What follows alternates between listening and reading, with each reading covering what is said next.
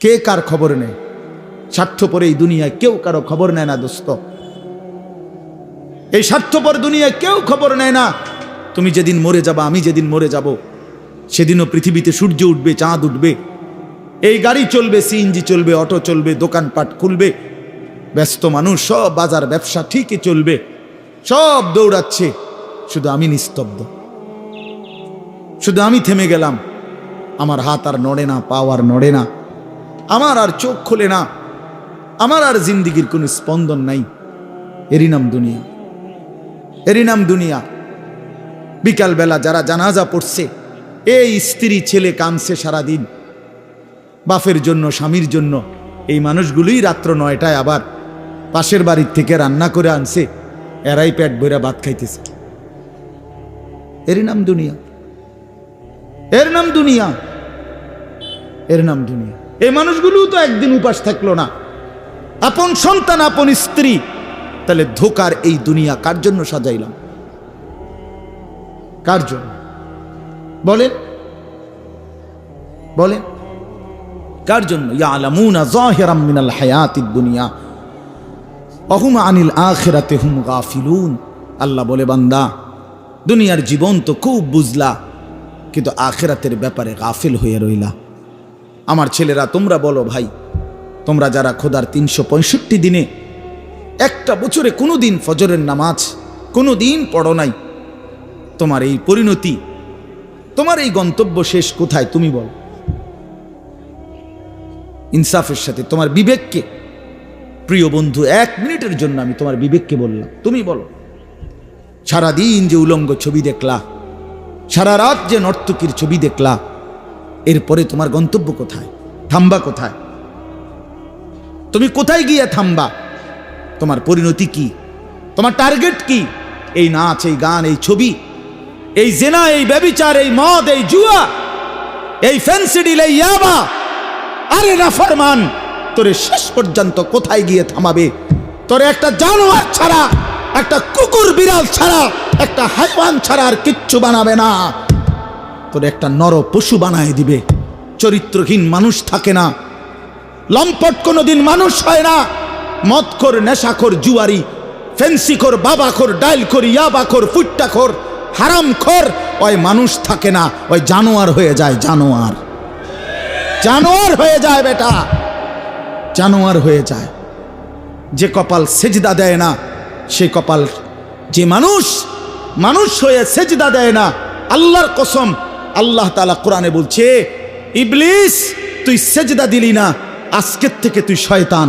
এজন্য যে কপাল সেজদা দেয় না, সে মানুষ নয়, শয়তান।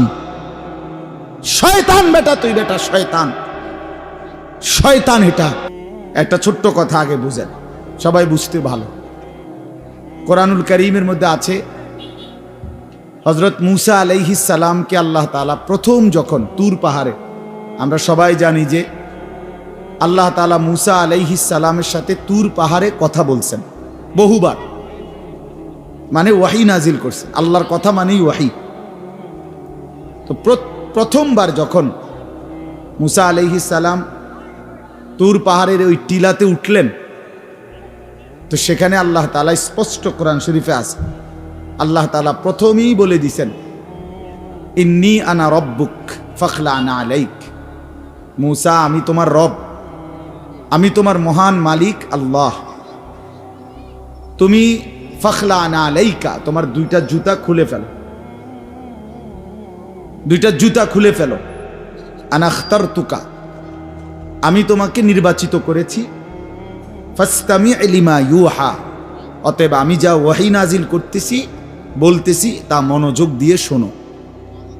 তাহলে এখন কি বোঝা গেল? তাফসীরের মধ্যে আছে, জুতা খুলতে বললেন কেন? প্রশ্ন হলো, জুতা খুলতে বললেন কেন? কথা বললে বলবে। তো আল্লাহ তাআলা এটা বুঝাইছেন, মূসা, আমি রব্বুল আলামিনের কথা শুনবার আদব, জুতা খুলে বস। এই জন্য আদব শিখাইছেন, আদব শিখাইছেন। কোরআন সুন্নাহর ইলমের মধ্যে, কোরআন সুন্নাহর জ্ঞানের মধ্যে একটা জিনিস ভীষণ জরুরি, সেটা হলো আদব। 2টা জিনিস একসাথে গঠন করতে হয়। এজন্য আমাদের মাদ্রাসাগুলোতে দুই জিনিস একসাথে পড়ায়, একটা হলো ইলম আর একটা হলো আদব। এজন্য মাদ্রাসাওয়ালারা তাদের বাচ্চাদেরকে যেমন পড়ায়, তো বাচ্চার অজু, গোসল, চলা ফেরা, উঠা বসা, কথাবার্তা, চাল চলনের দিকেও নজর রাখে, যে ছেলেটা দাঁড়াইয়া পেশাব করে কিনা, ছেলেটা টয়লেট পেপার ব্যবহার করে কিনা, দস্তরখান বিছায়া খানা খায় কিনা, বাবা মাকে সালাম দেয় কিনা, ইত্যাদি ইত্যাদি। মানে শুধু শব্দ মুখস্থ করছে, পড়া দিছে, পড়া নিছে, এটা না, তার সাথে সাথে তার জীবন গঠন হচ্ছে কিনা, আদব শিখতেছে কিনা, আখলাক শিখতেছে কিনা, এইটা হলো একই সাথে লক্ষ্য থাকে। এই জন্য হাদিসের মধ্যে আছে, আমাদের প্রিয় নবী সাল্লাল্লাহু আলাইহি ওয়াসাল্লাম বলছেন, আল্লামানি রব্বি ফা আহসানা তালিমি ও আদ্দাবানি রব্বি ফা আহসানা তাদিবি। এই একটি হাদিসে নবীজি দুইটা কথা বলছে, যে আমার আল্লাহ আমাকে সর্বোত্তম ইলম জ্ঞান শিখিয়েছেন এবং আমার আল্লাহই আমাকে সর্বোত্তম আদব শিখিয়েছেন। তাহলে একই সাথে বলছে নবীজি, আল্লামানি রব্বি আদ্দাবানি রব্বি, আল্লাহই আমাকে ইলম শিখিয়েছেন, আল্লাহই আমাকে আদব শিখিয়েছেন। কেন নবীজি বাম পাও দিয়া টয়লেটে ঢুকছেন, কেন ডান পাও দিয়া মসজিদে ঢুকছেন? মনে করেন এই যে প্রতিটা নড়াচড়া, হাত্তাল হারাকাত ওয়াস সাকানাত, নবীজির প্রতিটি স্থিরতা, প্রতিটা নড়াচড়া, সবটাই আল্লাহ তাআলার ফয়সালা, আল্লাহ তাআলার পক্ষ থেকে নির্ধারণ করা। তিনি সাহাবীদের সাথে পরামর্শ করছে অথবা নিজে নিজে ভাবছে যে কেমনে শুইলে ভালো হয়, কেমনে হাঁটলে ভালো হয়, না না, আল্লাহ তাআলার পক্ষ থেকে নির্ধারণ করে দেওয়া। এই জন্য বাপ, এটা জরুরি বিষয়। এটা আল্লাহর কোরআনের মজলিস, বরকতময় মজলিস। এখানে জুতা খুলে আল্লাহর কথা শুনলে বরকত হবে, এটা আদব। সবাই যারা মুসা আলাইহিস সালামের ওই ঘটনাটা জানে, কোরআন শরীফে স্পষ্ট আছে যে তখন প্রচন্ড ঠান্ডা ছিল, ভীষণ ঠান্ডা, কুয়াশা, নিচে বরফ। মুসা আলাইহিস সালামের স্ত্রী, ওই যে শোয়াইব আলাইহিস সালামের মেয়ে, যাকে তিনি 10 বছর পরে বিয়ে করে আনতেছিলেন, উনি প্রচন্ড শীতে কাঁপতেছিল। এই সময় মুসা আলাইহিস সালাম একটু আগুনের তালাশে তুর পাহাড়ের ওই টিলার মধ্যে উঠছিলেন। স্ত্রীকে বলছে, ইন্নি আনাস্তু নারা, আমি একটু আগুন তালাশ করে আনি, যদি আগুনটা আনতে পারি তাহলে আগুনের মধ্যে যদি তোমার শরীরে একটু সেঁক দাও, তাহলে গরমটা আর শীতটা একটু কম লাগবে। মানে সে শীতকালে আগুন দিয়ে আগের দিনে খুব ছিল, তাহলে বোঝা গেল এত ঠান্ডা, এত প্রচন্ড শীতে যে কাঁপতেছে। কিন্তু এরপরেও আল্লাহ তাআলা বললেন, আগে জুতা খোলো। অথচ এই ঠান্ডার মধ্যে জুতা না খুললে ভালো ছিল, কিন্তু এরপরও আল্লাহর কথা শুনবার আদব, জুতা খুলে শুন। হাদিসের মধ্যে কথা স্পষ্ট আছে, আল্লাহর নবী সাল্লাল্লাহু আলাইহি ওয়াসাল্লাম কখনোই খাবার জুতা পরিহিত অবস্থায় খাইতেন না।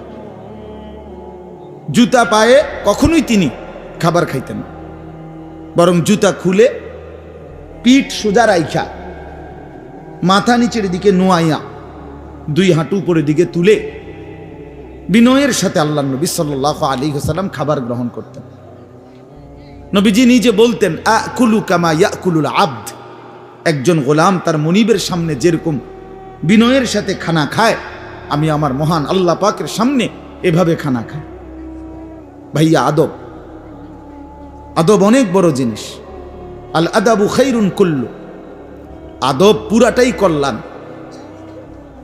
রাসূলুল্লাহ সাল্লাল্লাহু আলাইহি ওয়াসাল্লাম বলছেন, মা নাহালা ওয়ালিদুন ওয়ালাদাহু মিন নুহলিন মিন আদাবিন হাসান। তোমরা তো বাংলাটা বুঝলা না, জুতা যেহেতু খুলবা না ভাই, তো বাইরে চলে যাও।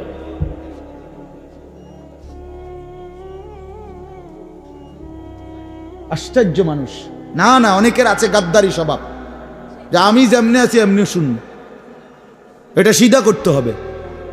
জিন্দেগি যদি সোজাই না হয় তো বললাম কারে, বললাম কাকে? শুধুই কেবল ভাইয়া শুনলাম একজনের পরিচিতি আছে, একজনের জনপ্রিয়তা আছে, একজনের সুর আছে, একজনের টান আছে, একজনের জোরে গলার আওয়াজ আছে। তো এই কারণে জড়লাম। কি ফায়দা এতে ভাই? কথা বোঝেন নাই? আমারে মনে করেন 1 কোটি মানুষ চিনে, তো আপনার লাভ কি? আমারে 10 কোটি মানুষ চিনে, সারা পৃথিবী চিনে, তো আমারে চিনলে তোমার লাভ কি? নিয়ে তুমি কি বদলাইলা, এটা না দেখার বিষয়। আমি আমার জন্য কি গ্রহণ করলাম, এখানে কার জনপ্রিয়তা আছে না নাই, এটা দিয়ে কে ঘাস কাটে? জনপ্রিয়তা দিয়ে হয় কি? কিচ্ছু না, কিছুই না। পৃথিবীর জনপ্রিয় অজনপ্রিয় সব মানুষই ভাত খায়, তো আর জনপ্রিয়তার আলাদা ভ্যালু কি? ঘুম যায়, পেশাব পায়খানা করে, তো আর এনে কি আহামরি কি? এটা কিচ্ছু না, এটা ধোঁকা ছাড়া আর কিচ্ছু না, ধোঁকা। এজন্য ভাই আমি আবারও অনুরোধ করছি, তোমরা কষ্ট পাইও না, প্যান্ডেলের ভিতরে দাঁড়াইও না। আমি অনুরোধ করলাম, কমপক্ষে প্যান্ডেলের ভিতরে ভাই মাহফিলের যেই যুব সমাজরা আয়োজন করছো ভাই, তোমাদের কাছে অনুরোধ আমার, তোমরা কয়েকজন কমপক্ষে স্বেচ্ছাসেবকের দায়িত্ব পালন করো। যারাই দাঁড়িয়ে আছে তাদেরকে বসতে বলো। এটা ভালো, আজকের জন্য না, সব সময়ের জন্য। হাদিসের মধ্যে আছে হযরত জিবরাইল আলাইহিস সালাম নবীজি সাল্লাল্লাহু আলাইহি সাল্লামের কাছে, শুনতেছেন আপনারা? নবীজির কাছে যখন হযরত জিবরাইল মানুষের আকৃতিতে আসতেন, জিবরাইল আলাইহিস সালাম কখনো কখনো তার মূল আকৃতিতে অদৃশ্যভাবে ওহী নাজিল করতেন, কোরআন। আবার কখনো কখনো মানুষের সুরত ধরেও নবীজির সামনে আসতেন।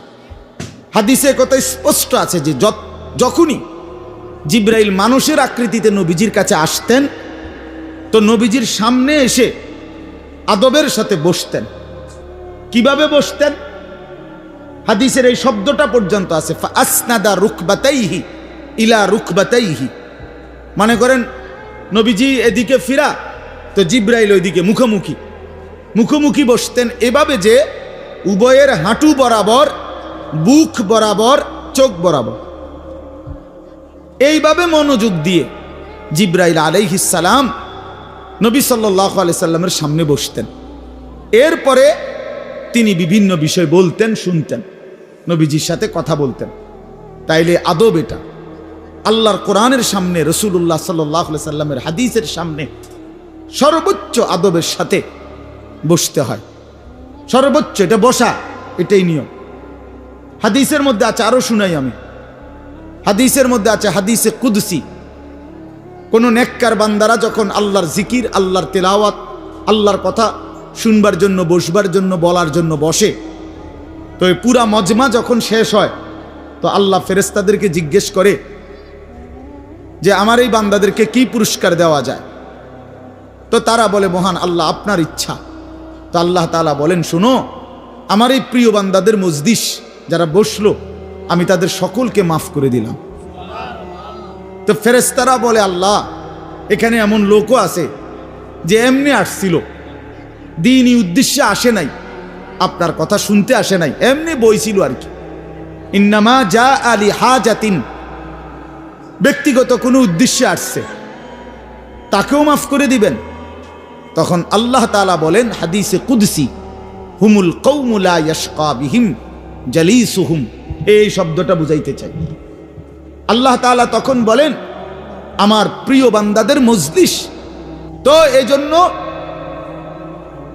হুমুল কওমু লা ইয়াশকা বিহিম জালিসুহুম, এমন কওম, যে কওম, আল্লাহ বলে আমার নেক বান্দাদের মজলিস এমন মজলিস যেখানে যেই বসছে আমি আল্লাহ কাউকে বঞ্চিত করি না, কাউকেই বঞ্চিত করব না, বরং ফেরেশতারা শোনো, আমি সকলকেই মাফ করে দিলাম। তাহলে এইখানে কথাটা কি? যে জালিসুহুম, আমার নেক বান্দাদের সাথে যারা বসছে আমি সকলকে মাফ করে দিলাম। তাহলে বোঝা গেল বসার গুরুত্বটা আলাদা। এই এতগুলো কথা বলার পরে আর আমার পক্ষে আর কিছু বলার নাই এই বিষয়ে। কোরআন সুন্নাহর আলোকে বললাম। এরপরে কোনো বদনসিব যদি নাই বসে, তার কি করার আছে? তার কি মাথাত বাড়ি দেওয়া যাবে? কথা বুঝছেন না? কাজেই এরপরে কোনো দুর্ভাগা না বসলে ঠিক আছে। ইসরাফিলের ফু যেদিন দিবে সেদিনও বহু মানুষ গাফেল থাকবে। হাদিসে আছে ইসরাফিলের ফু হবে, পৃথিবীতে ভূমিকম্প শুরু হবে, জমিন কাঁপতে শুরু করবে, আসমান ভাঙতে শুরু করবে, তখনও গাফলতের মধ্যে বহু মানুষ থাকবে। এই অবস্থাতেই মৃত্যু হবে, এই অবস্থাতেই হাসর হবে। কাজেই গাফেল থাকবেই, গাফেল থাকবেই। এই জন্য আল্লাহ তাআলা আমাদের প্রত্যেককে আল্লাহর কথা, কোরআন সুন্নাহর কথা মনোযোগ দিয়ে আন্তরিকতা নিয়ে শুনবার তৌফিক দান করেন। এবার আর একটা কথা, ছোট্ট কথা, সেটা হলো ভাই, মেহেরবানি করে প্রত্যেকে এই যাদের হাতে মোবাইল, এই হাতে ধরা এই মোবাইলগুলো নামায় ফেলো। আল্লাহর ওয়াস্তে আমার এই কথাটা রাখো, ভালো হবে। আমি তোমাদের কল্যাণের জন্য বললাম। আল্লাহর ওয়াস্তে এই হাতের মোবাইলটা অল্প একটু সময়ের জন্য আমি অনুরোধ করলাম, এটা নামাইয়া এটা বন্ধ করে দাও। এমনি শুনো, চেহারার দিকে তাকাইয়া শুনলে দোস্ত ভালো হবে, মনোযোগ বাড়বে, দিলে কথা জমে। শুধু মোবাইলটা ধরে রাখলে একটা বড় সমস্যা হলো নিজের অন্তরের মধ্যে জেহানে থাকে এটা যে আমার মোবাইলে উঠতেছে কিনা, সেজন্য সারাক্ষণ নজর এটার দিকে থাকে। আর একটা মনোবিজ্ঞানীদের একটা কথা হলো, মানুষের অন্তর একসাথে দুই জিনিস ভাবতে পারে না। এটা একটা কি পরীক্ষিত কথা, দিলে একই মুহূর্তে দুই জিনিস ভাবে না। এটা রাইখে তোমারে আরেকটা ভাবতে হবে। তাহলে এখন যেহেতু তোমার ফিকিরে মনোযোগ মোবাইলটাতে উঠতেছে কিনা ঠিক মতো, তাহলে আর নিজের জন্য কিছু গ্রহণ হবে না। মোবাইলে উঠছে ঠিক আছে, সুন্দর, আওয়াজও ক্লিয়ার হয়েছে, পুরা বয়ানটাও উঠছে, তো এরম তো ওয়াজ লাখ লাখ আছে মোবাইল। নিজের জন্য কি হলো? আমার দিলের জন্য আমি কি নিলাম? আমার নিজের জন্য আমি কি নিলাম? এই জন্য দোস্ত, এটা জরুরি বিষয়, এটা গুরুত্বপূর্ণ বিষয় যে নিজের জন্য গ্রহণ করা। তু আগার মেরা নিহি বনতা না বন, আপনা তো বন। ভারতীয় উপমহাদেশের একজন বিখ্যাত বুজুর্গ বলছেন, সৈয়দ আবুল হাসান আলী নদভী রহমতুল্লাহ আলাই, হে যুবক, যদি তুমি মানুষের কল্যাণ, সমাজের কল্যাণ, কারো কোনো উপকার যদি করতে নাও পারো, আপনা তো বন, নিজের ভালোটুকু তো করো, নিজের কল্যাণটা তো কমপক্ষে ভাবো, নিজেরে কমপক্ষে সুন্দর বানাও। আমি কে? আমি কোত্থেকে আসলাম? আমারে কে বানাইলো? আমি কোত্থেকে আসলাম? কেন বানাইলেন? আমি ফিরে যাব কোথায়? প্রতিনিয়ত দোস্ত, বন্ধু আমার, বাপ আমার, যে মানুষগুলো কবরে চলে যায়, তাদেরকে কে নিয়ে যাচ্ছে? কেউ তো নিজের থেকে মরতে চায় না, আত্মীয় স্বজনও তো কারো মৃত্যু চায় না, কিন্তু একজন অদৃশ্য মালিক নিয়ে যাচ্ছে। কেন নিয়ে যায়? কেন নিয়ে যাচ্ছেন? কোথায় নিয়ে যাচ্ছেন? এজন্য প্রিয় বন্ধু, বাপ, এটা আমাদের ভাবা উচিত। এতটুকু যে আমি নিজের কমপক্ষে ভাবি, আপনা তো বান। কোরআনুল কারীমে আল্লাহ বলছে, ইয়া আইয়ুহাল্লাযীনা আমানু আলাইকুম আনফুসাকুম, হে ঈমানদারগণ, মুমিনগণ, তোমরা নিজেকে নিয়ে নিজেকে সাজাও, গড়ো। আলাইকুম আনফুসাকুম, নিজেকে মজবুত করে ধরো, নিজের ভালোটুকু করো, নিজের সৌন্দর্যটুকু বুঝো। কোরআনুল কারীমে আল্লাহ বলছে, ভাইয়া, ওয়ালা তুলকু বিআইদিকুম ইলা তাহলুকা, হে আমার বান্দা, নিজেকে নিজে ধ্বংস করে দিও না, নিজেকে নিজে বরবাদ করে দিও না। একটা মোটর সাইকেল, অনেক ছেলে পেলে, আমি প্রায় সময় বলি, আমার এতটা মায়া লাগে যে হায়, নিজে একটা মোটর সাইকেল এইভাবে চালায়, মনে হয় একটা কুত্তাও এভাবে দৌড়ায় না, এত দ্রুত গতি। আহা সন্তান, অ্যাক্সিডেন্ট করলে তো তোমারই পাওটা ভাঙ্গা যাবে, অ্যাক্সিডেন্ট করলে তোমার মাথাটা ফাইটা যাবে, অ্যাক্সিডেন্ট করলে তুমি তো রক্তাক্ত হয়ে যাবে। এতটুকু ভালো যদি না বুঝে এই পাগল, এই মাতাল, কি পরিমাণ মাতাল, এ কি পরিমাণ মাতাল। খুব জোরে চালাইলে মানুষে দেখবো, মানুষে দেখতে দেখতে তো তুমি গেছোই গা, তো কি দেখতো মানুষে? এটা দেখবো কি? তা তুমি দেখবার আগে তো তুমিই তো দৌড় দিছো কুত্তার মতো, তো তোমার কি তা চাইতো মানুষ? কি দেখবো এটা? এটা দেখার কি আছে এটাতে? আস্তাগফিরুল্লাহ, আস্তাগফিরুল্লাহ। এরকম অসংখ্য বিষয় আছে যে তুমি যদি মনে করো দিবানিশি চরিত্রহীনতার মধ্যে ডুবে গেলা, উলঙ্গ ছবি, নর্তকীর নাচ, জেনা, ব্যভিচারের দৃশ্য দেখলা, সারা রাত সারা দিন মোবাইলে, প্রিয় বন্ধু আমার, ভাই আমার, তুমি একবার ইনসাফের সাথে ভাবো যে এর পরিণতিতে তোমার হালাত কি হবে। তোমার শরীর, তোমার যৌবন, তোমার যৌন শক্তি, তোমার যৌবনের সক্ষমতা, এটা যখন প্রয়োজনের মুহূর্তে হারায় যাবে, তুমি যখন ফকির হয়ে যাইবা, একদিন শরীরের সক্ষমতার অভাবে যখন ধুকে ধুকে কাঁদবা, দুনিয়া তো বেইজ্জতি, আখেরাত তো বেইজ্জতি, তো কি হবে সেদিন? কে তোমার খবর নিবে? কে কার খবর নেয়? স্বার্থপর এই দুনিয়ায় কেউ কারো খবর নেয় না দোস্ত। এই স্বার্থপর দুনিয়ায় কেউ খবর নেয় না। তুমি যেদিন মরে যাবা, আমি যেদিন মরে যাব, সেদিনও পৃথিবীতে সূর্য উঠবে, চাঁদ উঠবে, এই গাড়ি চলবে, সিএনজি চলবে, অটো চলবে, দোকানপাট খুলবে, ব্যস্ত মানুষ সব বাজার ব্যবসা ঠিকই চলবে, সব দৌড়াচ্ছে, শুধু আমি নিস্তব্ধ, শুধু আমি থেমে গেলাম। আমার হাত আর নড়ে না, পা আর নড়ে না, আমার আর চোখ খোলে না, আমার আর জিন্দিগির কোনো স্পন্দন নাই। এরই নাম দুনিয়া, এরই নাম দুনিয়া। বিকালবেলা যারা জানাজা পড়ছে, এই স্ত্রী ছেলে কাঁদছে সারাদিন বাপের জন্য, স্বামীর জন্য, এই মানুষগুলোই রাত্র 9টায় আবার পাশের বাড়ির থেকে রান্না করে আনছে, এরাই পেট ভরে ভাত খাইতেছে। এরই নাম দুনিয়া, এর নাম দুনিয়া, এর নাম দুনিয়া। এই মানুষগুলো তো একদিন উপাস থাকলো না, আপন সন্তান, আপন স্ত্রী। তাহলে ধোকার এই দুনিয়া কার জন্য সাজাইলাম? কার জন্য বলেন, বলেন কার জন্য? ইয়ালামুনা যাহিরাম মিনাল হায়াতিদ দুনিয়া ওয়া হুম আনিল আখিরাতি হুম গাফিলুন। আল্লাহ বলে, বান্দা, দুনিয়ার জীবন তো খুব বুঝলা, কিন্তু আখিরাতের ব্যাপারে গাফিল হয়ে রইলা। আমার ছেলেরা, তোমরা বলো ভাই, তোমরা যারা খোদার 365 দিনে একটা বছরে কোনোদিন ফজরের নামাজ কোনোদিন পড়ো নাই, তোমার এই পরিণতি, তোমার এই গন্তব্য শেষ কোথায় তুমি বলো? ইনসাফের সাথে তোমার বিবেককে, প্রিয় বন্ধু, 1 মিনিটের জন্য আমি তোমার বিবেককে বললাম, তুমি বলো, সারাদিন যে উলঙ্গ ছবি দেখলা, সারা রাত যে নর্তকীর ছবি দেখলা, এরপরে তোমার গন্তব্য কোথায়? থামবা কোথায়? তুমি কোথায় গিয়ে থামবা? তোমার পরিণতি কি? তোমার টার্গেট কি?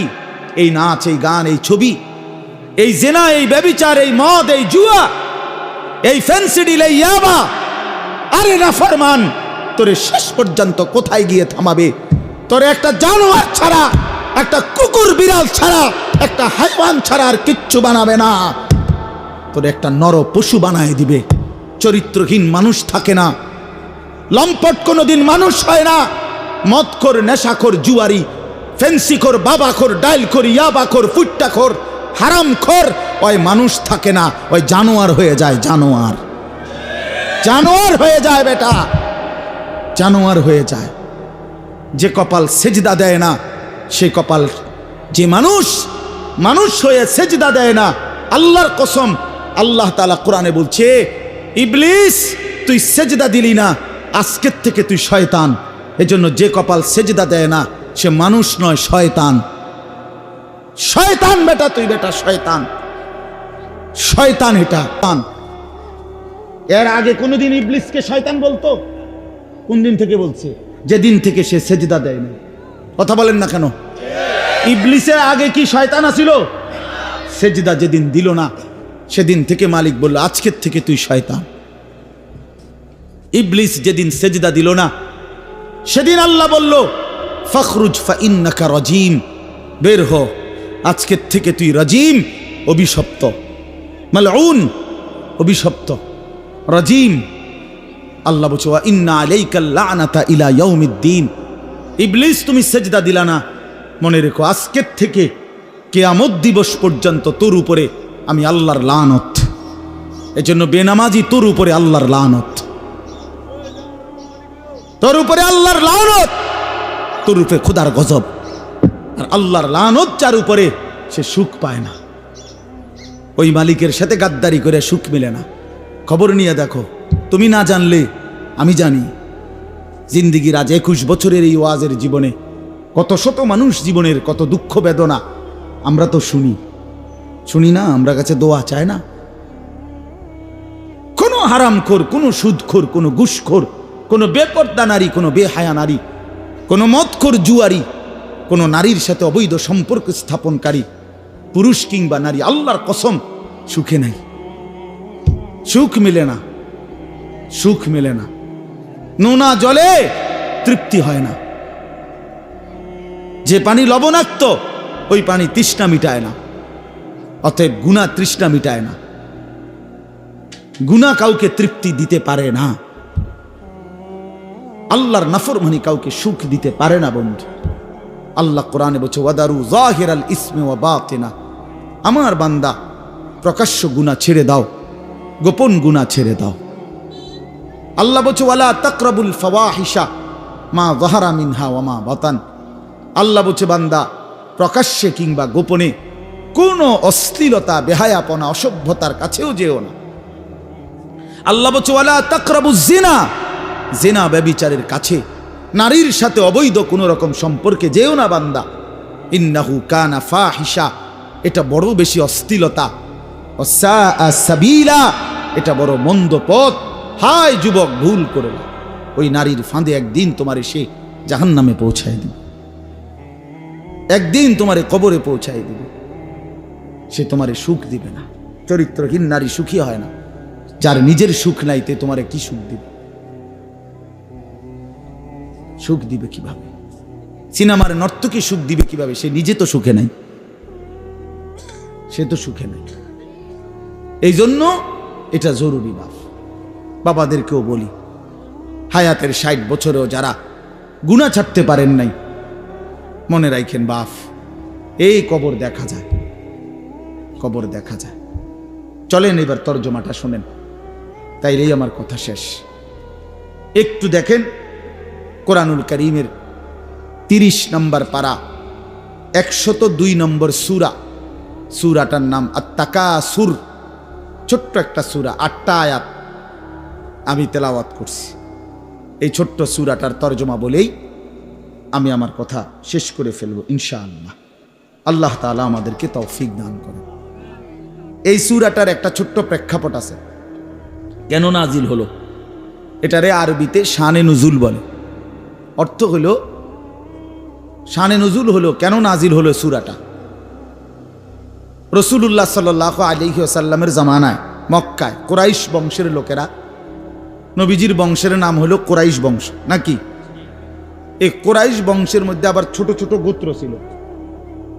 এই ছোট গোত্র, মনে করেন আমার দাদা তো প্রথম, ধরে নিলাম আমগো এই বাড়ি মনে করেন, তো আমার দাদা ছিল প্রথম, দাদা বাড়িটা বাঁধছে কথার কথা। তো এখন আমার দাদার 4 ফুট, মানে আমার বাপ চাচারা 4 জন। তো আগে তো দাদার সাথে বাপ চাচারা 4 জন একসাথেই ছিল। তো দাদা মরে গেল, এখন বাপ চাচাদেরও সংসার বড় হয়ে গেল। ফলে এখন সবাই আবার আলগা আলগা আরো জায়গা জমি কিন্না ডাইনে বামে গদ্দুয়ার করছে, আরো বাড়িঘর বাড়ছে। এখন চাচার বাড়িও আলাদা নামে পরিচয়, জেডার বাড়িও আলাদা নামে পরিচয়, আমগো বাড়িটাও কি আলগা নামে পরিচয়, এমন আছে না? এই আর কি। তো প্রথমত তো বড় বংশটা পুরাটার নাম হলো কুরাইশ, কিন্তু এরপরে আবার এর অধীনে ধীরে ধীরে ছোট ছোট আরো গোত্র ছিল, আরো বংশ ছিল। এই যে ছোট বংশ যেগুলো ছিল, এরা প্রতিনিয়ত এদের একটা বদভ্যাস ছিল যে এরা নিজেদের মধ্যে অবসর পাইলেই নিজেদের ক্ষমতা, প্রভাব, প্রতিপত্তি, অর্থ সম্পদ, স্ত্রী পরিজন, সন্তানাদি, বংশধর, কার কদ্দুর কত বেশি দুনিয়া, এই নিয়ে নিজেদের মধ্যে বড়াই করত, প্রতিযোগিতা করত, তর্কাতর্কি করত আর কি। হ্যাঁ, নিজেদের মধ্যে বিতর্ক করত। আমার চাচা এই, আমার জেঠা এই, আমার মামা এই, আমগো বাড়িতে এত আছে, টাকা এত, বাড়ি এত, জায়গা এত, জমি এত, তোরার কিতা বেটা, এগুলো আমাদের মধ্যে হয় না এমন? এর ওরা প্রচন্ডভাবে এইটা নিয়ে বিতর্ক করত। অর্থ সম্পদ এবং ক্ষমতা, প্রভাব, প্রতিপত্তি এবং বংশধর নিয়া নিজেদের মধ্যে গর্ব এবং অহংকার করত, প্রতিযোগিতা করত, কার কত বেশি দুনিয়া দুনিয়া। তো এটা তাদের একটা অভ্যাস ছিল। এর মধ্যে দুইটা গোত্র, বনু আব্দে মানাফ এবং বনু সাহাম, ওই কোরাইশের শাখা, এই দুইটা গোত্রের নাম।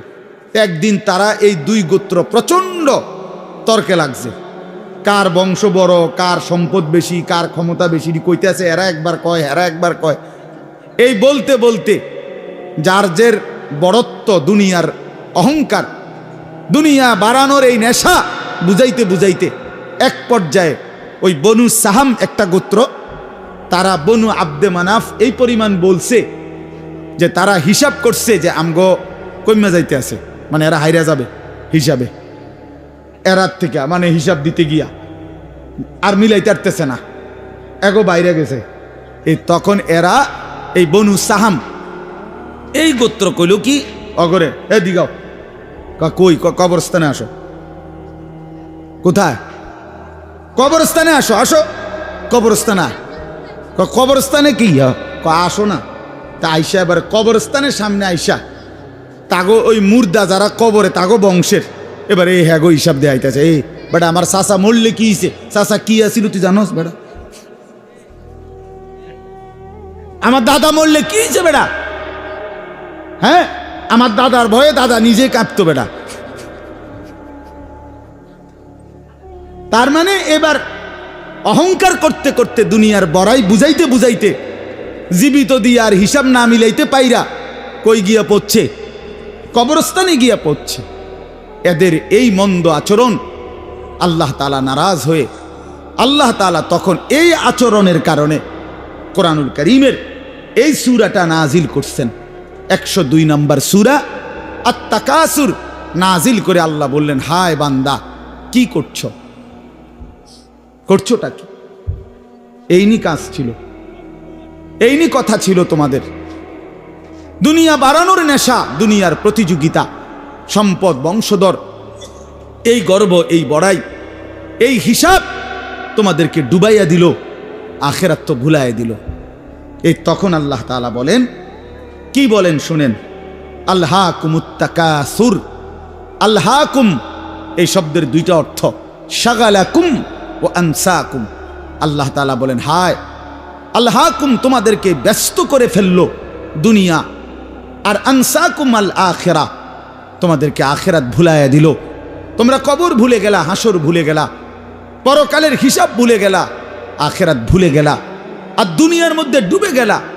কি কারণে ডুবলা, কি কারণে আখিরাত ভুললা?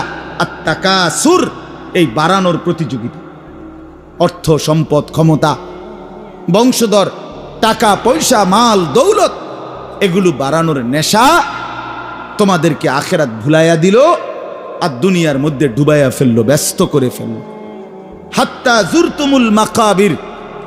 আল্লাহ বলেন, হায় বান্দা এক পর্যায়ে কবরস্থানেই পৌঁছে গেল। এর ডাইরেক্ট কথা, শেষ পর্যন্ত কবরস্থানে চলে গেলা, অহংকার করতে করতে, বড়াই করতে করতে, দুনিয়া সাজাইতে সাজাইতে, দুনিয়া মিলাইতে মিলাইতে।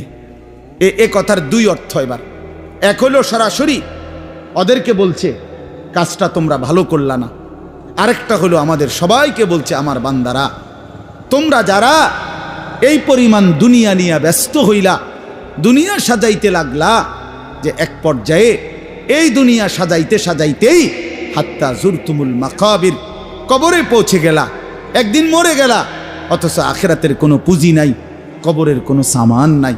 কামটা কি করলো, কামটা কি করলো, কাজটা কি করলা বান্দা, কি করো?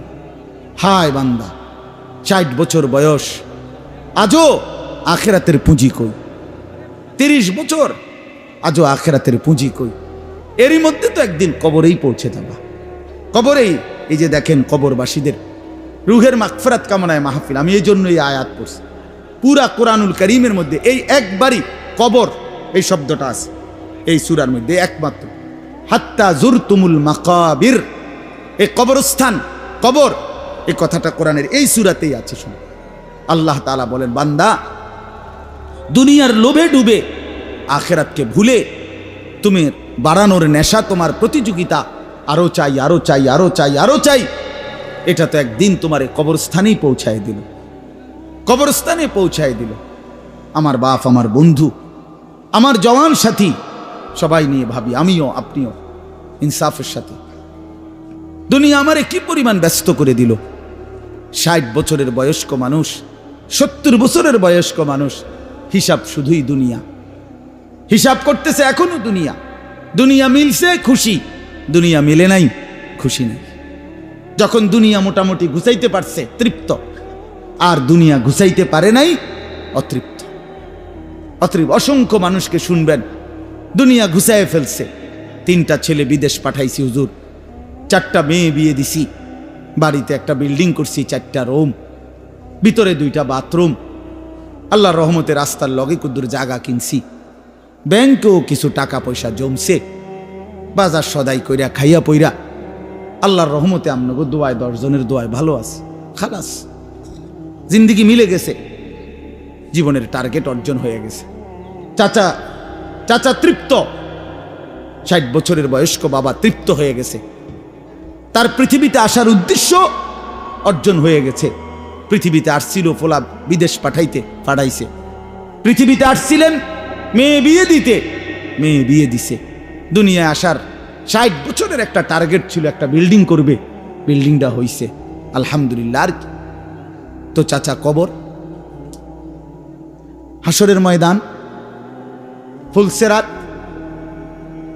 মিজান, আমল নামা, জান্নাত জাহান্নাম, এগুলো কার জন্য? এগুলো কার জন্য? এগুলো কার জন্য? কই সেগুলোর কথা দিয়ে বললেন না? ইয়ালামুনা যাহিরাম মিনাল হায়াতিদ দুনিয়া। দুনিয়া তো খুব বুঝলা বান্দা, অহুম আনিল আখিরাতি হুম গাফিলুন, আখিরাতের ব্যাপারে তো গাফিল হয়ে রইলা। যুবক ছেলে, তোমাদের হালাত কি? তোমরা মনে করছো তোমাদের লজ্জাস্থানের যৌনতার একটা শাহওয়াত আছে, চাহিদা আছে। এই চাহিদাটা যদি পূরণ হয়, নারী, ছবি, বন্ধুদের অসৎ আড্ডা, মোবাইলের অশ্লীল ছবি, এই জেনা ব্যভিচারের যে কোনো সুযোগ কিংবা কোনো অসভ্যতা নোংরামির কোনো সুযোগ পাইছ, জীবন উপভোগ করতেছ, খালাস খালাস। কোথায় নামাজ, কোথায় আখেরাত, কোথায় মৃত্যু, কোথায় কবর? আহা বাফ, কিছুই মনে করাইল না, কিছুই মনে করাইল, কিছুই মনে করাইল। এরই নাম জিন্দিগি, এরই নাম মুসলমান। এখানেই জীবনের সমাপ্তি, আর কিছু নাই। কবর বলতে কিছু নাই, আখেরাত বলতে কিছু নাই। আল্লাহ তাআলা বলেন, বান্দা আলহাকুমুত তাকাসুর, আহা বান্দা, দুনিয়ার নেশা তো তোমাদেরকে ভুলাই দিল আখেরাত। হাত্তা জুরতুমুল মাকাবির, এরই মাঝে তো একদিন কবরেই পৌঁছে গেলা। একদিন কবরে পৌঁছে তুমি তো উপলব্ধি করবা, কাল্লা সাউফা তা'লামুন সুম্মা কাল্লা সাউফা তা'লামুন। আল্লাহ তাআলা বলে, বান্দা শোনো, সাবধান, কাজটা ভালো করলা না, দুনিয়ায় ডুবে গেলা, আখেরাত ভুলে গেলা। সাউফা তা'লামুন 2 বার বলছে একটা কথা আল্লাহ। অল্প সময়ে তুমি জানতে পারবা, অল্প সময়ে তুমি জানতে পারবা। তাফসীরের মধ্যে লিখছে 2 বার কেন বলল আল্লাহ? আল্লাহ বলেন, হে নাফরমান বান্দা, তোমারে আমি একবার কবরে আযাব দিয়া বুঝাবো তোমার এই নাফরমানির পরিণতি কি, আরেকবার হাসরে নিয়া জাহান্নামের আযাব দিয়া বুঝাবো তোমার এই নাফরমানির পরিণতি কি। তুমি সেদিন বুঝবা বান্দা, আমার কবর কি, আমার আখিরাত কি। রাসূলুল্লাহ সাল্লাল্লাহু আলাইহি ওয়াসাল্লাম বলেন, নাফরমান যখন কবরের প্রশ্নের জবাব দিতে পারবে না, তো আল্লাহ তাআলার পক্ষ থেকে ফেরেশতাদেরকে বলবে, আফরিশুহু মিনান নার ওয়ালবাসুহু মিনান নার ওয়াফতাহু লাহু বাবান ইলান নার। আমার বান্দার কবরের মধ্যে জাহান্নামের বিছানা বিছিয়ে দাও, জাহান্নামের পোশাক পরিয়ে দাও, জাহান্নাম বরাবর দরজা খুলে দাও। ফেরেশতারা এই 3টা কাজ করে এই ফেরেশতারা সরে যাবে। আল্লাহর নবী সাল্লাল্লাহু আলাইহি সাল্লাম বলেন, কবর তখন তাকে একটা চাপ দিবে, এই চাপে এই ব্যক্তি ডান পাশের মাটি বাম দিকে, বাম দিকের মাটি ডান দিকে, এইভাবে আইসা চাপ মারবে। আল্লাহ রসুল বলে, ডান পাশের হাড্ডি, পাঁজরের এই সাটনার হাড্ডি ভাঙ্গা বাম দিকে ঢুকে যাবে, বাম দিকের গুলো ডান দিকে। উদাহরণ দিয়ে বুঝাইছে নবী, হাত্তা তাখতালিফা আদলাউহু, এভাবে দুই আঙ্গুল যেমন একটা আর একটার মধ্যে ঢুকে যায়, হাড্ডি পাঁজরের গুলো এইভাবে একটা আর একটার সাথে ঢুকে যায়। আল্লাহ নবী সাল্লাল্লাহু আলাইহি সাল্লাম বলেন, ওয়া ইউকাইয়াদু লাহু মালাকুন আবকামু ওয়া আসাম্মু ওয়া আ'মা। তার কবরে এরপরে নাফরমানের কবরে একজন ফেরেশতা পাঠানো হবে। এই ফেরেশতা তিনটা গুণ, এই ফেরেশতা বোবা, এই ফেরেশতা বধির, এই ফেরেশতা অন্ধ। সে কথাও বলতে জানে না, কানেও শোনে না, চোখেও দেখে না। আল্লাহ রসুল বলেন, ফায়ুদরাবু লাহু বিমিথরাকাতিম মিন হাদিদ। এই ফেরেশতা তখন তাকে লোহার গুর্জ, লোহার হাতুড়ি দিয়ে নাফরমানের বারবাতান বাইনা উজুনাইহি, দুই কান বরাবর মাঝখানে আঘাত করবে। এক একটা আঘাতে ফায়াসিহু সাইহাতান, নাফরমান এভাবে চিৎকার করবে, ইয়াসমাউহা মান ইয়ালিহি ইল্লাস সাকালাইন, মানুষ এবং জিন ব্যতীত আল্লাহর কসম গোটা সৃষ্টি এই নাফরমানের আওয়াজ শুনতে পাবে, চিৎকার শুনতে। দোস্ত আমার, বন্ধু আমার, ছেলেরা আমার, জিন্দিগি বড় বেশি রঙিন মনে করছো তোমরা। 18,000 টাকার একটা মোবাইলের কাছে হেরে গেলাম মুসলমানের ছেলে। মাত্র 20,000 টাকা দামের একটা মোবাইলের কাছে এত সুন্দর জীবন শেষ করে দিলা। ভুল করেলা, ভুল। অল্প টাকায় বেচা গেলা, অল্প কয়টা টাকায় হারিয়ে গেলা। বেঈমান তোমারে হারায় দিল। ইহুদি, খ্রিস্টান, নাস্তিক, মুরতাদ একটা নারীর উলঙ্গ ছবি অথবা অর্ধ উলঙ্গ ছবি দিয়া, যারে তুমি ধরতেও পারো না, ছুঁইতেও পারো না, শুধু ছবি দেখাইয়ে তোমারে শেষ করে দিল। তোমার দুনিয়াও নষ্ট করে দিল, আখিরাতও নষ্ট করে দিল। হায় হায়, এর চাইতে বড় ব্যর্থতা আর কিছু হইতে পারে না। আমার কথা মনে রাখো বাপ আমার, প্রিয় বন্ধু আমার, সন্তানরা আমার, ছেলেরা আমার, ভাই আমার, যুবক, আমি যদি আর কোনোদিন বলতে নাও পারি, এই একবারই বললাম, এতটা সুন্দর জীবন নষ্ট করে দিও না ভাইয়া, এতটা সুন্দর জীবন নষ্ট করে দিও না ভাই। মেহেরবানি করে বরবাদ হইও না, চরিত্রহীন হইও না। কোরআনুল কারীমের মধ্যে আছে, আল্লাহ তাআলা বলেন, নারীর সাথে অবৈধ সম্পর্ক স্থাপনকারী বেবিচারী, এই জিনাখোর, আল্লাহর কসম আল্লাহ বলছে, ইউদাআফ লাহুল আযাবু ইয়াউমাল কিয়ামা। বেবিচারী, জিনাকারী, জিনাকারী, বেবিচারী। মনে রাখবা ছেলেরা, নারীর সাথে কেউ যদি কথা বলে, সেও চোখের জেনা করে। নারীকে যদি কেউ হাত দিয়ে ধরে স্পর্শ করে, সে হাতের জেনা। কথা বললে জবানের জেনা, কানে শুনলে তার কথা ভিন নারীর আওয়াজ অথবা তার ভালোবাসার বিশ্রী কথাবার্তা, অবৈধ কথা, তো এটা কানের জেনা। তার সাথে পায়ে হেঁটে এগিয়ে গেলে পায়ের জেনা। অন্তর দিয়ে কল্পনা করলে নারীকে নিয়ে, অন্তরের জেনা। আর লজ্জাস্থান দিয়ে জেনা করলে সেটাও জেনা। আল্লাহর কসম, নবী বলছে সবটাই জেনা। চোখেরটাও জেনা, হাতেরটাও জেনা, পায়েরটাও জেনা, দিলেরটাও জিনা, মুখেরটাও জিনা, শব্দটাও, আবার লজ্জাস্থানেরটাও জিনা। অতএব যে কোনো স্বামী স্ত্রীর সম্পর্ক ব্যতীত ভিন নারী, ছবি হোক বাস্তবে হোক, নারীর সাথে যার সম্পর্ক, আল্লাহর কসম, রব্বে কাবার কসম, সে ব্যভিচারী, লম্পট, দুশ্চরিত্র, জেনাকার। আর আল্লাহ বলছে, আমি তোরে ডবল ডবল ইউদাআফ, ইউদাআফ অর্থ হলো ডবল রিডবল শাস্তি দেব কিয়ামতের দিন। ওয়া ইয়াখলুদ ফীহি মুহানা, এবং আল্লাহ বলে তারে বেইজ্জতি কইরা, লাঞ্ছিত কইরা চিরস্থায়ী জাহান্নামে ফেলে দেব। দোস্ত আমার, মনে রাখো বাপ, আমি খোলামেলা বললাম, আমি পরিষ্কার বললাম। হাজারো ছেলে তোমাদের চেহারা দেখে বোঝা যায় ভাইয়া, এইখানেও তোমরা অনেক ছেলে চেহারা দেখলে বোঝা যায় আজকের সারা দিনে এক ওয়াক্ত নামাজ পড়ো নাই। কেমনে এত বড় পাষাণ হইলা? আল্লাহকে এইভাবে কেমনে ভুলে গেলা? কেমনে ভুলে গেলা? কেমনে ভুলে গেলা? কোরআন শরীফের আমি দুইটা কথা বলি। একটা কোরআন শরীফের আয়াত আছে, আমার বাপ আপনাদেরকেও শুনাই, আপনারা আপনাদের ছেলেদেরকে বইলেন। প্রয়োজনে ছেলেটাকে হাতে ধরে একটাবার চোখের পানি ফেলেন, মেয়েটারে হাতে ধরে চোখের পানি ফেলেন। আল্লাহ কোরআনে বলছে, ফাবি আইয়ি হাদিসিম বাদাহু ইউমিনুন। 29 নম্বর পারায় সূরা মুরসালাতের মধ্যে এই আয়াতটা আছে। আল্লাহ বলে, বান্দা, এই 30 পারা কোরআন আমি নাজিল করেছি আমার সর্বশ্রেষ্ঠ কথা এগুলো। 23 বছরে আমি আমার রসুলের কাছে এগুলো নাজিল করেছি তোমাদের জন্য। এক একটা কথা বান্দা কোরআনুল কারীমের মধ্যে আমি বারবার বলছি, আকিমুসসালাহ আকিমুসসালাহ আকিমুসসালাহ 80 বারের চাইতে বেশি বলছি। ইয়া আইয়ুহাল্লাযীনা আমানু, হে ঈমানদারগণ, হে ঈমানদারগণ। 89 বার, 8 9 89 বার আল্লাহ এই শব্দ দিয়ে আমাদেরকে ডেকেছেন, হে ঈমানদারগণ, হে ঈমানদারগণ, হে ঈমানদারগণ। 89 বার ডাকছে। 80 বারের চাইতে বেশি নামাজের কথা আল্লাহ বলছে, ইত্তাকুল্লাহ ইত্তাকুল্লাহ ইত্তাকুল্লাহ ইত্তাকুল্লাহ, আল্লাহকে ভয় করো, আল্লাহকে ভয় করো, আল্লাহকে ভয় করো। ওয়াইলুন ইয়াউমাইদিল লিল মুকাদ্দিবিন, সূরা মুরসালাতের একটা সূরাতে 10 বার, এক সূরার 50টা আয়াতের মধ্যে 10 আয়াতে এক কথা আল্লাহ 10 বার বলছে যে বান্দা তোমরা যারা নাফরমান মিথ্যাবাদী, সেদিন আখিরাতে তোমাদের জন্য জাহান্নাম জাহান্নাম জাহান্নাম জাহান্নাম জাহান্নাম 10 বার বলছে। তো আল্লাহ বলতে চাচ্ছে বান্দা এতবার বললাম, এতভাবে বললাম, এত বড় শ্রেষ্ঠ কোরআন নাজিল করলাম, তুমি বান্দা এবার আমারে বলো যে বান্দা আমি আর কতবার বললে, আর কেমনে বললে, আর কোন কিতাব নাজিল করিলে এক একটা কথা আর কতবার বললে তুমি আমারে মানতা, তুমি বলো।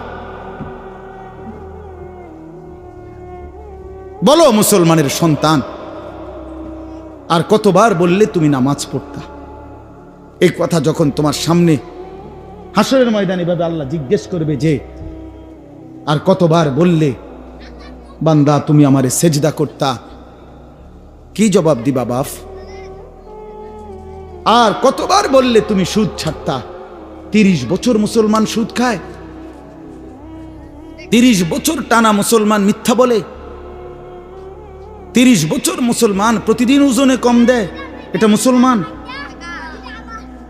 30 বছর ধরে মুসলমানের ঘরে প্রতিদিন রঙিন টেলিভিশনে নাচ গান নর্তকীর ছবি চলে, প্রতিদিন টেলিভিশন চলবে, এটা জিন্দেগি? এটাই জীবন?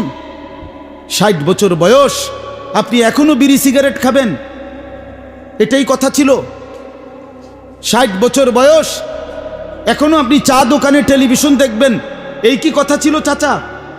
হাহা, কবরে যাবেন কোন দিন? তাইলে মরণের কথা মনে পড়বে কোন দিন?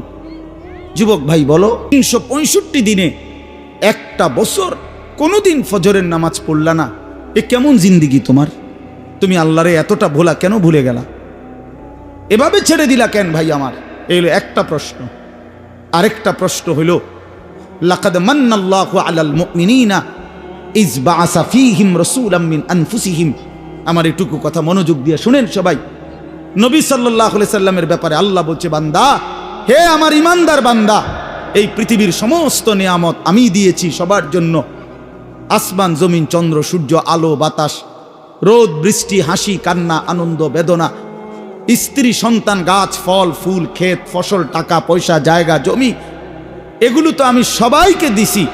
কিন্তু তোমরা ইমানদারগণ শুনো, আমি মহান আল্লাহ রাব্বুল আলামিন তোমাদের জন্য একজন আলাদা আমার সর্বশ্রেষ্ঠ রসুল, কলিজার টুকরা, আমার সবচেয়ে প্রিয় মাহবুব, আমার বন্ধু, আমার আখিরি রসুল নবী মুহাম্মদুর রাসূলুল্লাহ সাল্লাল্লাহু আলাইহি সাল্লাম, তাকে আমি তোমাদের জন্য দিয়েছি। এটা আমার সর্বশ্রেষ্ঠ নিয়ামত। বলেন আলহামদুলিল্লাহ, বলেন আলহামদুলিল্লাহ। তো আল্লাহ নবী সাল্লাল্লাহু আলাইহি সাল্লাম, আপনাদের কাছে এই কথাটা বলি, যুবক ভাই তোমাদের কাছেও বলি, হাসরের ময়দানে মনে রাখো ভাইয়া, নবী সাল্লাল্লাহু আলাইহি সাল্লাম উম্মতের আমলনামা দেখবে, উম্মতের আমলনামা দেখবে নবী। আর দেখা নবী সাল্লাল্লাহু আলাইহি ওয়াসাল্লাম উম্মতের এই আমলনামা হাতে নিয়ে যখন দেখবে, পৃষ্ঠার পর পৃষ্ঠা ফজরের নামাজ নাই, 30 বছর মিথ্যা বলে, 30 বছর সুদের লেনদেন, 40 বছর হারামের ব্যবসা করছে, কোনো দিন 5 ওয়াক্ত নামাজ পড়ে নাই, স্ত্রী পর্দা করে নাই, ছেলেটা নামাজ পড়ে নাই, ঘরের মধ্যে অনবরত টেলিভিশন চলছে। প্রিয় ভাই আমার, বাপ আমার, আল্লাহ নবী সাল্লাল্লাহু আলাইহি সাল্লাম সেদিন চোখের পানি ফেলবে আর বলবে, উম্মত এটা কি আমলনামা নিয়ে আসছো? উম্মত তুমি আমার এত বড় বেইজ্জতি কেমনে করলা? আমি 23টা বছর তোমাদের জন্য কেঁদেছিলাম, সারা রাত এশার নামাজের পরে নবী দাঁড়াইছে কানতে কানতে, ফজরের আজান পর্যন্ত নবী উম্মতের জন্য দোয়া করছে আর চোখের পানি ফেলছে। তায়েফের পাথরের আঘাতে পিঠটা ছিদ্র করে ফেলছি, ক্ষুধার কষ্টে পেটে পাথর বেঁধেছিলাম। উহুদের দান শহীদ করা রক্ত নিয়ে উহুদের ময়দানে পড়েছিলাম বেহুশ হয়ে। ঘরের চুলায় 3 মাস আগুন জ্বলে নাই। এত কষ্ট, এত চোখের পানি, এত ক্ষুধার কষ্ট, এত রক্ত, বিনিময়ে উম্মত এটা কি নিয়ে আসলাম? নামাজ কই, সেজদা কই, রুকু কই, ফজর জোহর আসর মাগরিব এশা কই, হারাম থেকে বাঁচা কই, হালাল উপার্জন কই, জিকির কই, তেলাওয়াত কই, আমার সুন্নত কই? কেমনে এমনে ভুলে গেলা উম্মত? আমার এত বড় বেইজ্জতি কেমনে করলা? আমার এত বড় অপমান কেমনে করলা? কি জবাব দিবেন বলো ভাই? আমার কথা শেষ ভাই। কি জবাব হইতে পারে তখন? আল্লাহ তাআলা বলবেন, আল্লাহ তাআলা বলবেন, বান্দা আমি আর কেমনে বললে তুমি মানতা? নবী বলবেন, উম্মত আমি আর কত চোখের পানি ফেললে তুমি আমার কথা মনে করতে? আর কত রক্ত ঝরাইতাম আমি? 23টা বছর আমি শুধুই কাঁদছি, শুধুই কাঁদছি, সারা রাত কেঁদেছি। ভাই আমার, দোস্ত আমার, বন্ধু আমার, নওজোয়ান ছেলেরা আমার, নষ্ট হইও না, নষ্ট হইও না। প্রিয় বন্ধু, আজীবন ফিলিস্তিনে রক্ত ঝরবে আর আরাকানে রক্ত ঝরবে, আর তুমি আর আমি নিরাপদ থাকবো এটা ছিল, এটা যারা ভাবছিলা, আজ ইসকনের গুন্ডারা, ইসকনের সন্ত্রাসীরা এটা প্রমাণ করে দেখাইছে। ইসকনের গুন্ডারা, ওই হিন্দু সন্ত্রাসীরা, এরা প্রমাণ করে দিছে তোমাদের আমাদের সবাইকে যে মুসলমানের বাচ্চা সুযোগ পাইলে তোদের কাউকে ছাড়ব না। এজন্য আমার মুসলমান ভাইয়ের শহীদ সাইফুল ইসলাম আলিফ, অ্যাডভোকেট সাইফুল ইসলাম আলিফের তাজা রক্তে চট্টগ্রামের জমিনে এই ইসকনের গুন্ডারা, সন্ত্রাসীরা দিনে দুপুরে প্রকাশ্য দিবালোকে এই 92% মুসলমানের বাংলাদেশে, যে দেশে কালেমার উচ্চে ফজরের আজানে যে দেশে ভোর হয়, যে দেশের কোটি কোটি জনগণ মুসলমান, সে দেশে প্রকাশ্যে দিবালোকে ইসকনের গুন্ডারা, সন্ত্রাসীরা, এরা আমাদের মুসলমান একজন অ্যাডভোকেটকে জবাই করে ফেলছে। শুনেছো বন্ধু? এটা কি ভাবছ? জিন্দেগি শুধু মোবাইল টিপতে টিপতে শেষ হইব? তুমি কোনোদিন মুসিবতে পড়বা না? না, হ্যাঁ, এইভাবেই মনে করছো জিন্দেগি, এই রং তামাশার জীবনটাই শেষ। বাপ কিছু বলে না, মা কিছু বলে না, স্ত্রী, স্বামী, সন্তান সব আলাদা আলাদা, সবাই সবার মন মতো চলতেছো। ভাইয়া, এরই নাম জীবন? বেঈমান বুঝাইয়া দিছে, এই জমিনে রক্ত ঝরাইয়া বুঝাইছে। অনেক মানুষ তো বলে সবসময়, আমরা হুজুররা কেন চিল্লাই, আমরা কে এত কিছু চিল্লাই? আরে বন্ধু, আমরা তো এই কথাই বুঝাইতে চাই যে কাফের বেঈমান সুযোগ পাইলে হুজুর, পাবলিক, জনগণ কাউরে ছাড়বে না। নাই তো অ্যাডভোকেট সাইফুল ইসলাম তো হুজুর না, কথা বলেন না কেন? তো ওরে জবাই করলো কেন? ওরে জবাই করলো কেন? এই বাংলাদেশে কত মুসলিম নেতা আমাদের জাতির কত বড় বড় রাহবারদেরকে, ওলামায়ে কেরামকে আপনার জেলখানায় পুরাইছে, বছরের পর বছর করে ফেলে রাখছে। কই বাংলাদেশের মুসলমান তো কোনোদিনের বিনিময়ে কারো রক্ত ঝরায় নাই। তাহলে ওই বেঈমানরা তাদের একজন কাফের, ওই চরিত্রহীন, তার নামে অসংখ্য নারী নির্যাতন, শিশু নির্যাতনের অসংখ্য অভিযোগ তার নামে, তারে বহু জায়গা থেকে বহিষ্কৃত করছে। এই চিন্ময় কৃষ্ণ দাস নামে একজন কাফের মুশরিক বেঈমান চরিত্রহীনের জন্য তারা মুসলমানের বাংলাদেশে জলচ্যন্ত একজন মানুষকে জবাই করে ফেলছে। আজকে আবার পেঁয়াজের ধমক দেয়, পেঁয়াজ বন্ধ করে দিবে, আটা বন্ধ করে দিবে, আলু বন্ধ করে দিবে। ইন্ডিয়া থেকে আমাদেরকে ধমকায়, আমরা পেঁয়াজ বন্ধ করে দিবে। আলু তার আব্বার, পেঁয়াজ কি ইন্ডিয়ার আব্বার? কথা বলো না মিয়া। তাইলে তাইলে কিসের ভয় দেখায়? 110 কোটি জনগণ তাদের। আরে মুসলমান তো 110 কোটিকে ভয় পায় না, 210 কোটিকে ভয় পায় না। আমাদের সংখ্যা হিসাব না, আমাদের শুধু একজন, আগেও একজন, এখনো একজন, আগামী তো আমাদের একজন, তিনি আল্লাহ। তিনি কে বলো যুবক? আরো জোরে বলো যুবক, দাঁড়াও বলো নওজোয়ান, দাঁড়াও জওয়ান, ওঠো নওজোয়ান, দাঁড়াও জওয়ান, দাঁড়াও জওয়ান, জাগো নওজোয়ান, ওঠো নওজোয়ান, হিম্মত করো নওজোয়ান, তাকবীর বলো জওয়ান, তাকবীর বলো জওয়ান, জোর সে বলো জওয়ান। নারায়ে তাকবীর! ইসলামের শত্রুরা, ইসলামের শত্রুরা, নারায়ে তাকবীর! ইসলামের শত্রুরা, নারায়ে তাকবীর!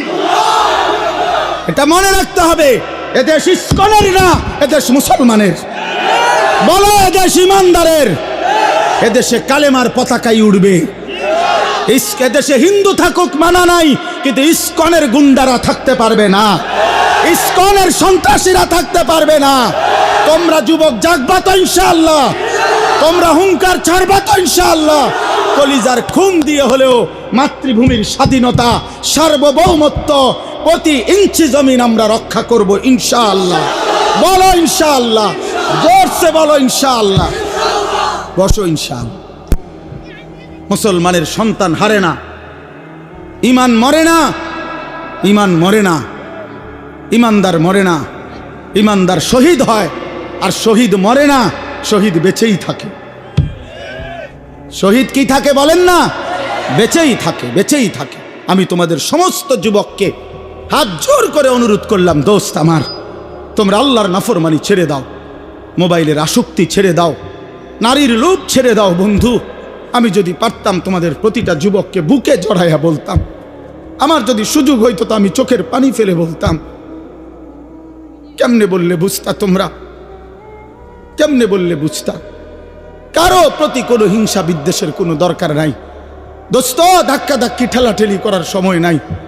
দিন বাঁচানো, ইমান বাঁচানো, ইসলাম বাঁচানো।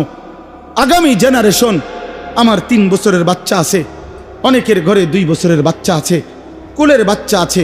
আমাদের চেষ্টা করা উচিত আগামীর জমিনটা, আমাদের স্ত্রী সন্তান, আগামী প্রজন্ম যেন ইসলাম নিয়ে বাঁচতে পারে, ইমান নিয়ে বাঁচতে পারে। এটাই হবে সাধনা। আমাদের সন্তান, আমাদের প্রজন্ম যেন আজানের শব্দে বাঁচতে পারে।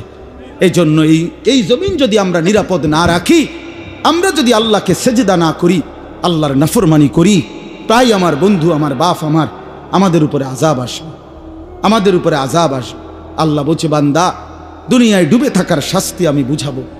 কাল্লা সাউফা তা'লামুন, সুম্মা কাল্লা সাউফা তা'লামুন। কবরেও বুঝাবো, জাহান্নামেও বুঝাবো। কাল্লা লাউ তা'লামুনা ইলমাল ইয়াকিন লাতারাবুন্নাল জাহিম সুম্মা লাতারাবুন্নাহা আইনাল ইয়াকিন। আল্লাহ বলেন, বান্দা, আজকে যদি কোরআন পড়ে, হাদিস পড়ে, ওলামায়ে কেরামের কথা শুনে, না দেখেই যদি কবর, হাসর, মিজান, ফুলসিরাত, আখিরাত বিশ্বাস করতা, ভালো হতো, ভালো হইতো বান্দা। আজকে বিশ্বাস করলে, বুঝে নিলে, আমল করতে পারতা। তো নয়তো লাতারাবুন্নাল জাহিম, একদিন সচক্ষে হাসরের ময়দানে জাহান্নাম দেখবা, সব বুঝবা। সুম্মা লাতারাবুন্নাহা আইনাল ইয়াকিন, চোখে দেখে বিশ্বাস হবে, কিন্তু সেদিন আর লাভ হবে না। সেদিন আর কি হবে না ভাইয়া? লাভ। সুম্মা লাতুসআলুন্না ইয়াওমাইদিন আনিন নাঈম। আল্লাহ বলেন, আমি কিন্তু সেদিন হাসরের ময়দানে নিয়ে বান্দা